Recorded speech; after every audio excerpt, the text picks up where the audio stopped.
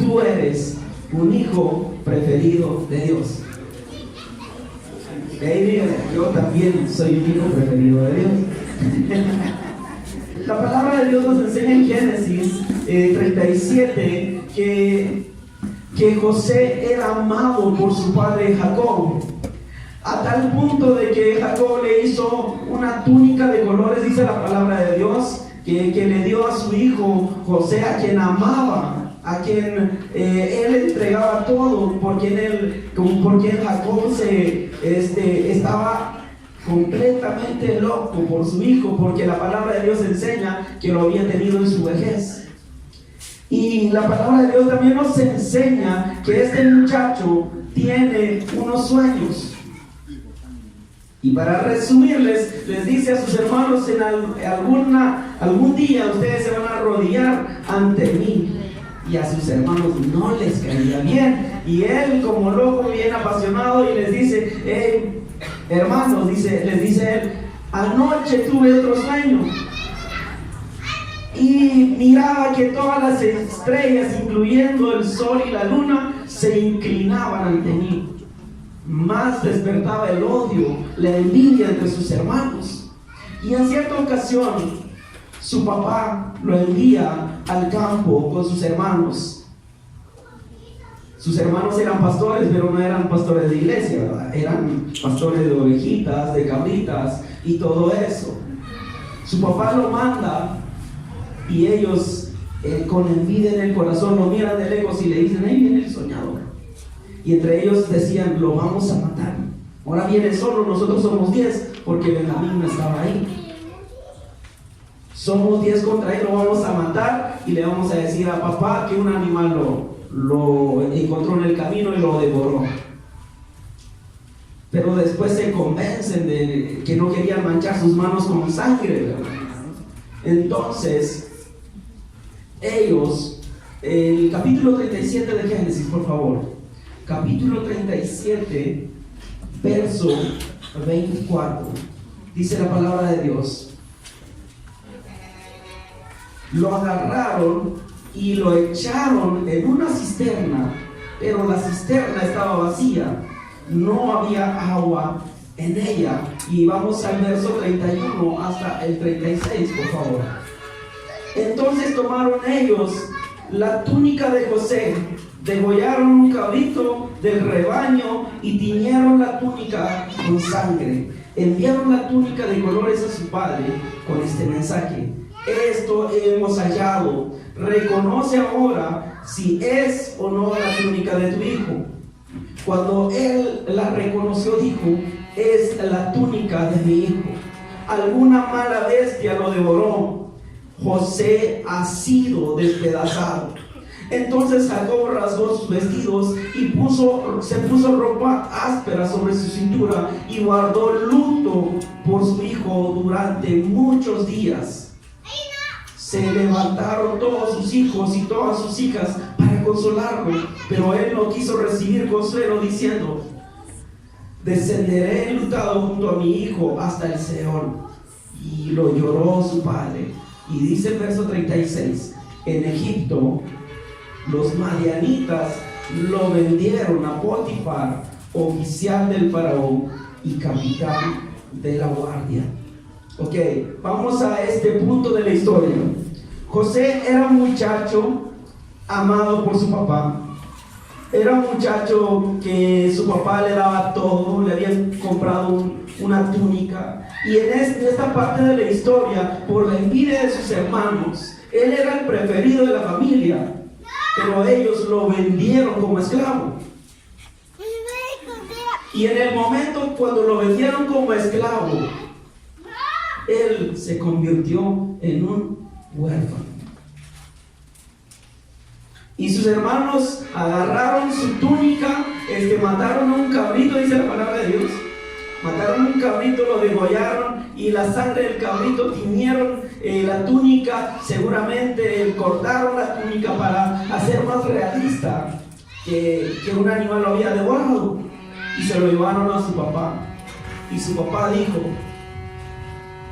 una mala bestia habrá devorado a mi hijo. Para su papá, José estaba muerto. Para su familia él estaba muerto.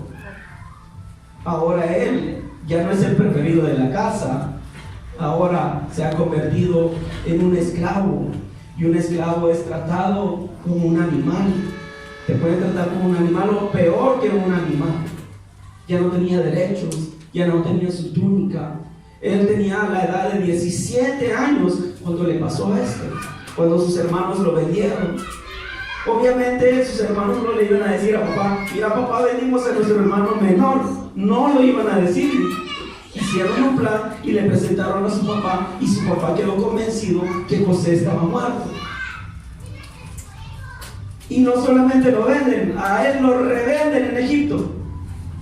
Lo revenden en Egipto. Ya no es el preferido de la casa. No sé si alguna vez ustedes han estado en una circunstancia donde uno no puede depender de nadie más que de Dios. José únicamente dependía de Dios en este momento, en este punto de la historia. Solamente estaba en las manos de Dios. Lo llevaron a Egipto, fuera de su país, lejos de su casa, lejos de su familia, lejos de su país. No conocía a nadie, ni a él lo conocían. No podía depender de nadie más que de Dios. Cuando nosotros estamos en un momento, cuando solamente dependemos de Dios, ahí aprendemos realmente qué es ser el preferido de Dios. Hace 3 años estaba en mi escuela misionera, y en la escuela misionera necesitaba alrededor de $1,500.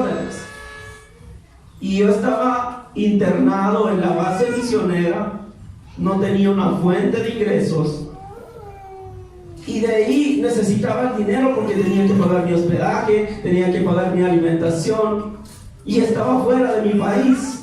Nadie me conocía. Los únicos que me conocían eran mis compañeros de la escuela misionera, quienes también necesitaban dinero. Así que no había para dónde. Los 5 que estábamos en la base recibiendo nuestra escuela y nuestra preparación misionera. Y yo empiezo a hacer memoria que habían algunas personas que me debían algo de dinero, pero no tenía mi teléfono. Entonces fui a hacer mi devocional a la mañana siguiente. De ahí le digo a Dios en mi devocional: Señor, por favor, pone gracia en el corazón de tus hijos quienes me deben dinero. Tal persona me debe 300, y empecé a hacer mi suma y tenía una buena cantidad de dinero. Y según yo, iba a pedir mi teléfono a mi director para pedir el dinero. Desayuno y me entro a duchar y le digo a Dios: Señor, en un ratito le voy a escribir a las personas. Y yo, amados hermanos, soy de las personas que siempre ponen en tela de duda cuando las personas dicen: Dios me dijo. Y en ese momento me estaba duchando y yo le decía a Dios, y sentía algo en mí que me decía: perdona esas deudas,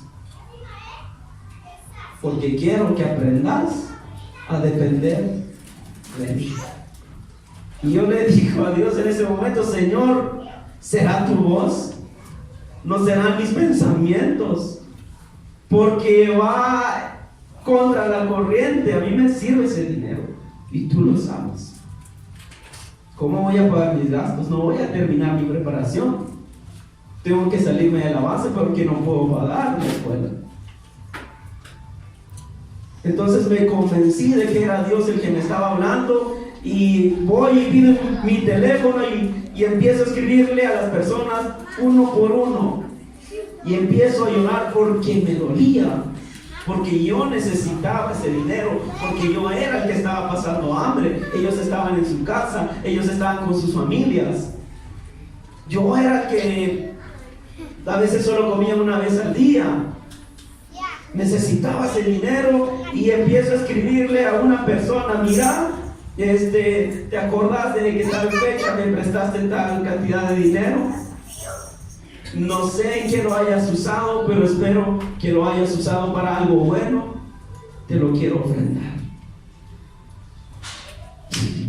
Y yo quiero aprender a depender de Dios. te lo quiero ofrendar. De como 12, 13 personas a quienes les escribí, 2 me contestaron, me dijeron gracias. Y uno me llamó llorando y me dice, pasé algo por mi familia. Y le digo a Dios, ahora entiendo por qué me estabas convenciendo a eso. Pero yo estaba pasando hambre. Yo no podía trabajar, yo no podía ir a buscar un trabajo porque estaba en la base misionera y no había para dónde. Era depender de Dios o depender de Dios. Después de un largo tiempo, yo ya iba a tirar la toalla porque íbamos a hacer un viaje a una isla y necesitábamos $800 por persona.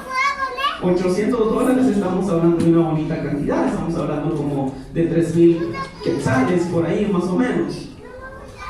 Y esa cantidad de dinero a mí me servía en 3 días. Y nosotros somos conscientes, acá en Guatemala y en Centroamérica, aunque uno esté ganando bien, trabajando duro, no se ganan 3,000 quetzales en 3 días. No se gana esa cantidad de dinero. Y yo estaba sirviendo en una iglesia, en otro departamento, y le escribo a mi director de la base y le digo, mira, quiero platicar con vos. Y él también me dice, mira, también quiero platicar con vos. Ok, reunámonos. Empezamos a platicar y todo el asunto. Él empieza a orar por mí y me anima a seguir adelante. Y yo lo que tenía en mente era venirme para Guatemala. Estaba ajustando para mi pasaje $40 en bus. Y yo voy a decirle a mi director, mira, yo te quiero decir algo, espérate, me dice, te mandaron algo de Canadá. Y hasta la fecha yo no tengo ningún conocido en Canadá. Me entregó un sobre, un sello postal de Canadá. Abro el sobre y eran los $800 exactos que necesitábamos para comprar medicamento, para comprar alimentos para gente que necesitaba en la isla, para pagar nuestros alimentos el tiempo que íbamos a estar en la isla. Y en ese momento nosotros nos damos cuenta que Dios está cuidando de nosotros, así como a José. La palabra de Dios dice que lo vendieron en Egipto. Génesis 39:2 dice, 39:1 por favor. Llevado pues José a Egipto, Potifar, un egipcio oficial del faraón, capitán de la guardia, lo compró de los ismaelitas que lo habían llevado allá. Pero Jehová estaba con José, que llegó a ser un hombre próspero y vivía en la casa del egipcio, su amo. Esto es lo que me llama la atención, de que yo no sé en qué circunstancia hayas pasado, y yo no sé qué circunstancia estés pasando, pero los hijos preferidos de Dios no omiten los momentos feos, los momentos malos, es parte de la vida. Pero lo que Dios nos enseña acá, que José no estaba pasando el mejor momento de su vida, pero dice la palabra de Dios, pero Jehová estaba con José. En el momento difícil, Dios está con nosotros. Los hijos preferidos de Dios pasan momentos amargos, pasan momentos que nosotros decimos, Señor, porque a mí sí yo te sirvo, Señor, porque a mí sí yo te estoy dando mis fuerzas, mis recursos. Y llegamos a este punto muchas veces de llegar a reclamarle a Dios. Llegamos a reclamarle a Dios, pero Dios, amados hermanos, Él está con nosotros en esos momentos difíciles. En ese momento difícil que José estaba pasando, lejos de su casa, era un huérfano.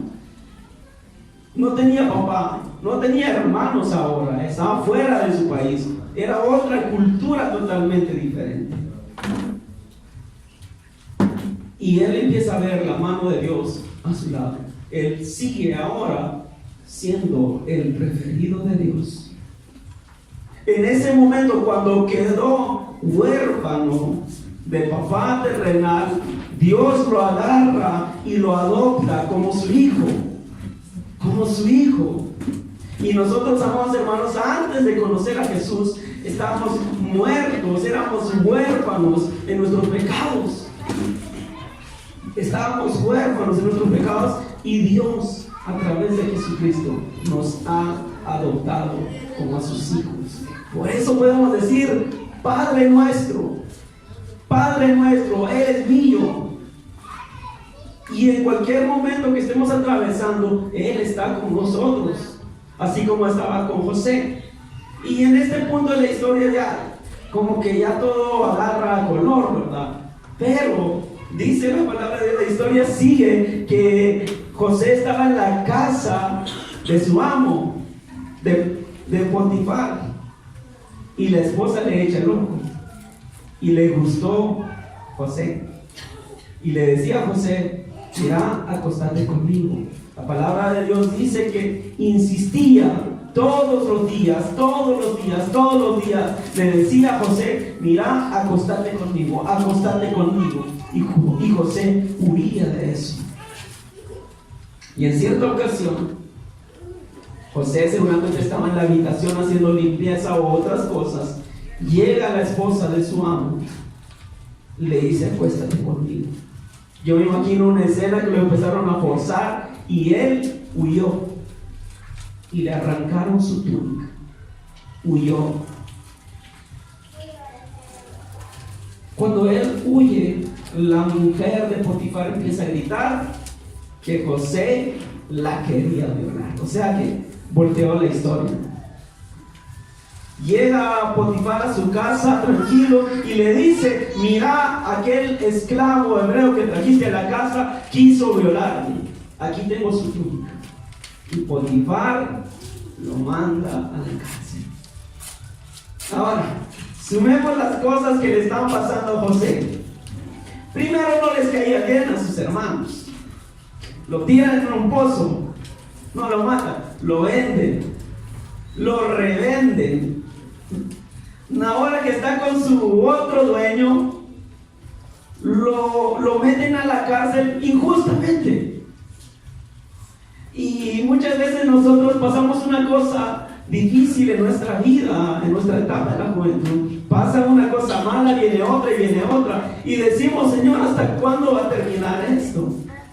Yo te quiero servir, pero con tantas dificultades no puedo. Pero la palabra de Dios a mí me llama bastante la atención, de que el verso 21 del capítulo 39 dice: pero Jehová estaba con José y extendió a él su misericordia, pues hizo que se ganara el favor del jefe de la cárcel. José, el preferido. Primero era el preferido de su papá. Dios lo adopta como su hijo. Y Dios lo pone en gracia, dándole un amo próspero. Le dieron todo lo que él quería. Lo juzgaron mal, lo metieron injustamente a la cárcel, y ahora le cae bien al jefe de la cárcel. Y lo dejan a él como el encargado de la cárcel. ¿Se imaginan ustedes un preso encargado de una cárcel? Un preso 5 estrellas, así como los hoteles, o como dicen en las redes sociales, 5 estrellitas. Excelente servicio. José estaba en la cárcel. Él era un preso. Y amados hermanos, en ese momento Dios estaba con él en la cárcel, en ese momento difícil. Amados hermanos, a veces Dios no te evita la cárcel, aún cuando hiciste lo correcto. José hizo lo correcto, huyó del pecado, hizo lo correcto. Él es inocente, pero lo meten injustamente en la cárcel. Pero Dios, amados hermanos, aún cuando hayas hecho las cosas buenas y te juzgan injustamente, Dios está contigo. A veces Dios no te evita la cárcel, aún cuando hiciste lo correcto y estás en un lugar difícil, pero Dios está contigo en ese lugar difícil. Dios está contigo en ese lugar difícil. El ser preferido de Dios no significa que no pases por el sufrimiento. Significa que el sufrimiento te acerca al propósito de Dios. Amén. Los momentos difíciles nos acercan al propósito de Dios. La vida del cristiano, amados hermanos, no se trata de solamente cosas bonitas, de bendiciones bonitas, de momentos felices. También se trata de momentos duros. De momentos duros. Y me dirás, mira, hermano, es que José es José. Él era hijo de Jacob, uno de los patriarcas. Pero yo vivo en Sololá, en Guatemala. Yo soy de Guate, pero Guatemala ni aparece en el mapa mundi, ¿verdad? Si lo empezamos a buscar, no lo encontramos. Y me decís, mira, yo soy de acá. Mi papá no es conocido. Pero Efesios 1:5 dice: por su amor nos predestinó para ser adoptados hijos suyos por medio de Jesucristo, según el puro afecto de su voluntad.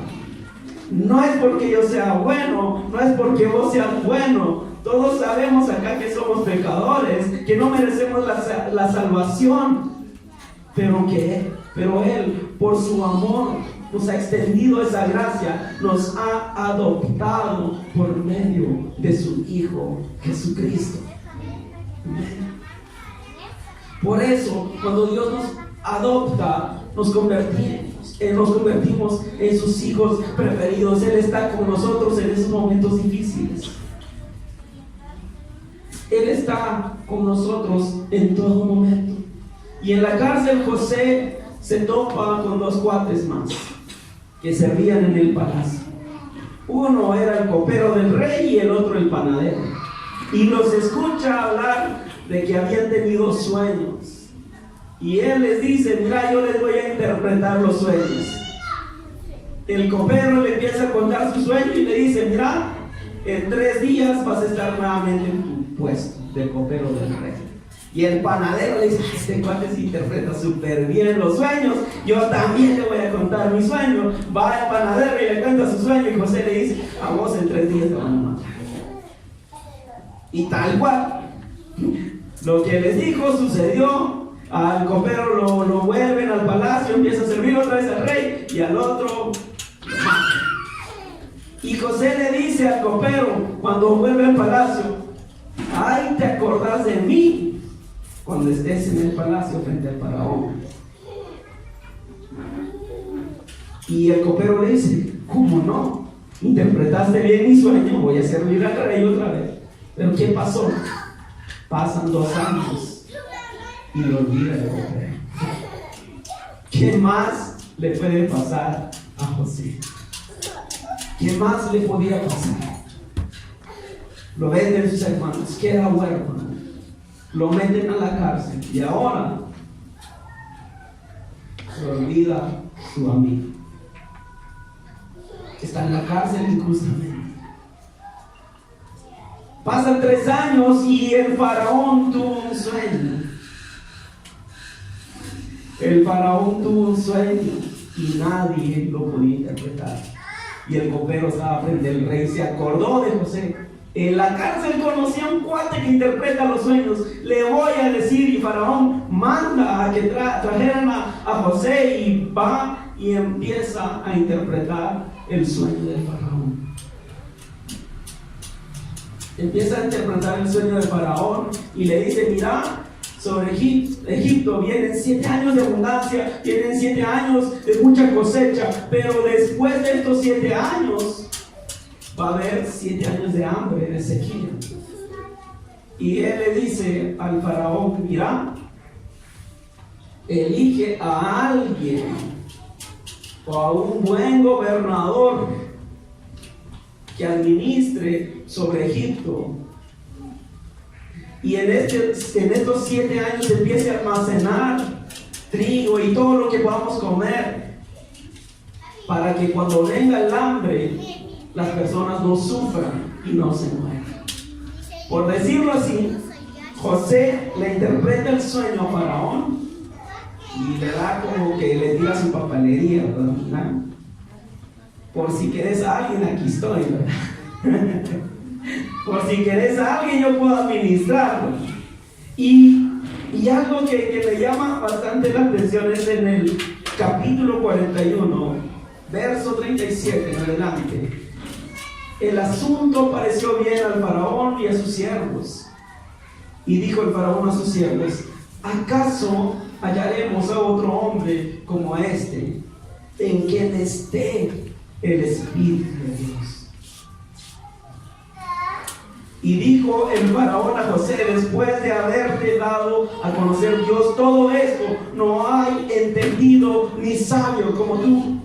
Tú estarás sobre mi casa, y por tu palabra se gobernará todo mi pueblo. Solamente en el trono seré yo mayor que tú.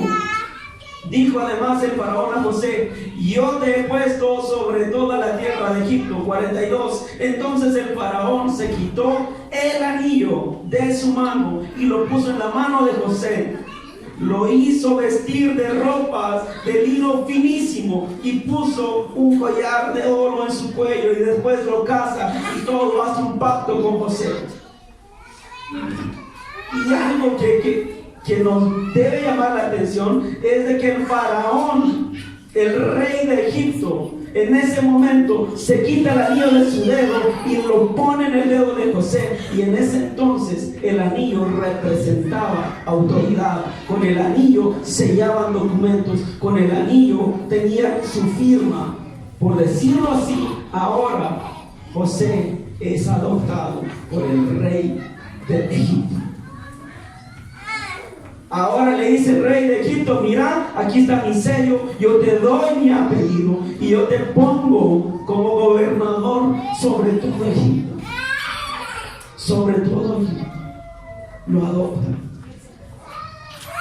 Y aquí, amados hermanos, desde que sus hermanos lo vendieron, habían pasado 3 años.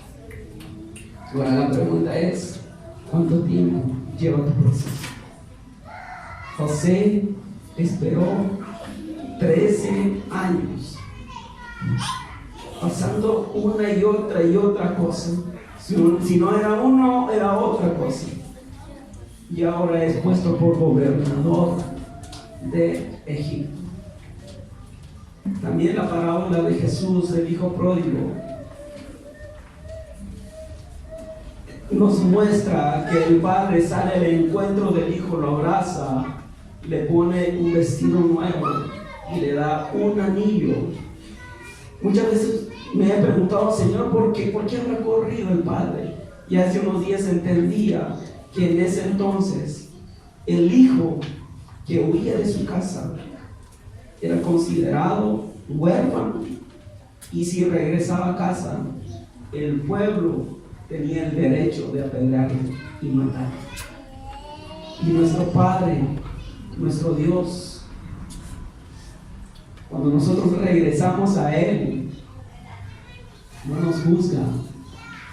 Cuando nosotros volvemos a Él, no importa qué hayas hecho con tu vida, cuando regresas a Dios, Él corre a tu cuerpo y te dice: aquí está tu anillo, aquí está mi apellido, eres mi hijo preferido.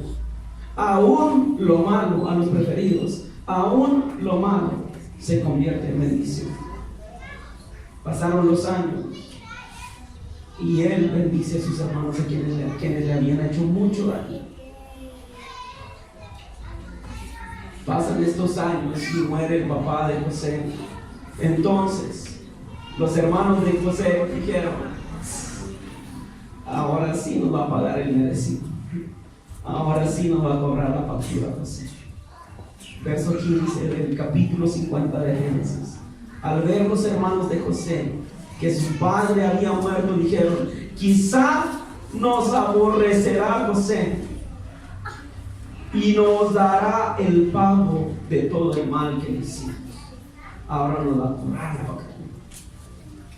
Entonces enviaron a decir a José: tu padre mandó antes de su muerte, diciendo: así diréis a José, te ruego que perdones ahora la maldad de tus hermanos y su pecado. Y ellos le dicen: aquí nos tienes como tus esclavos. Y él les dice: ¿acaso yo estoy en el lugar de Dios? ¿Acaso yo estoy en el lugar de Dios? Yo no estoy en el lugar de Dios. Dios es quien juzga. Y él les dice: yo los perdono y los voy a bendecir. Yo los voy a sostener a ustedes, no solo a ustedes, también a sus hijos. Amados hermanos, para nosotros pasar un momento difícil puede perder el sentido de nuestra vida. Hace 8 o 9 años atrás estaba cursando mi último grado en electricidad. Todo iba bien, servía a Dios. Y a 2 días de terminar mis prácticas supervisadas me dan la noticia que lo habían suspendido. ¿Por qué? No se sabe. Y yo le empiezo a reclamar a Dios: Señor, ¿por qué? ¿Qué te estoy sirviendo? ¿Qué de mis sueños? ¿Qué de las metas que me he trazado? Todo se vino para abajo. En ese momento me sentí el peor hijo, la decepción para mi familia. Yo vengo de una familia de escasos recursos económicos. Mi papá con mucho esfuerzo me daba 100 quetzales a la semana. Vivía para la noche, estudiaba para la noche. Y ustedes saben, amados hermanos, que 100 quetzales no lo alcanzan en una semana. Y con esos 100 quetzales yo venía a ese rodeo para la noche.